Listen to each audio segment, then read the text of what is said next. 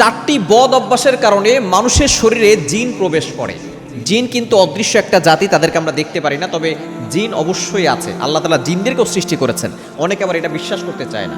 আল্লাহ তাআলা মানুষের নামে একটা সূরা নাযিল করেছেন সূরাতুন নাস, আবার জিনদের ব্যাপারে একটা সূরা নাযিল করেছেন সূরাতুল জিন, 29 নম্বর পারা রয়েছে। অনেকে এটা বিশ্বাস করতে চায় না।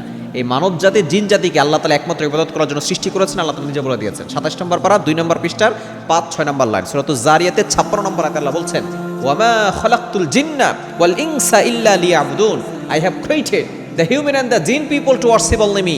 আমি মানুষ এবং জিন জাতিকে একমাত্রবার ইবাদত করার জন্য সৃষ্টি করেছে। সুতরাং জিন জাতি আছে। এটা অনেক সময় মানুষের উপরে ভর করে মানুষকে আসর করে থাকে, বদ আসর করে থাকে। সুতরাং এই চারটি বদ অভ্যাস যাদের আছে তাদের ভিতরে জিন প্রবেশ করে। নাম্বার 1, 1 নাম্বার, যারা নাপাক অবস্থায় থাকে।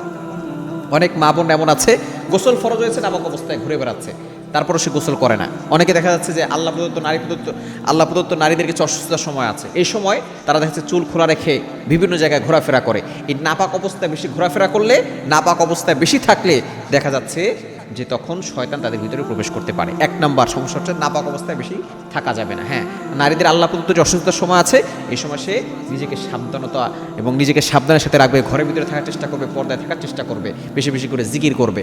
এবং 2 নাম্বার, যাদের অতিরিক্ত রাগ, এই রাগ বদ অভ্যাসের কারণে শয়তান তাদের ভিতরে প্রবেশ করে। জিন শয়তান, দুষ্ট শয়তান তাদের উপরে প্রবেশ করে ফেলে।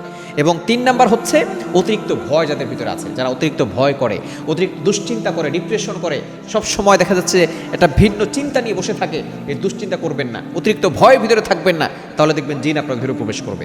এবং 4 নাম্বার হচ্ছে ঘরে ঢোকার সময় সালাম দেয় না, বিসমিল্লাহ বলে কাজ শুরু করে না, এদের ভিতরে জিন প্রবেশ করে। সুতরাং এই 4টি কাজ থেকে আমাদেরকে দূরে সরে আসতে হবে।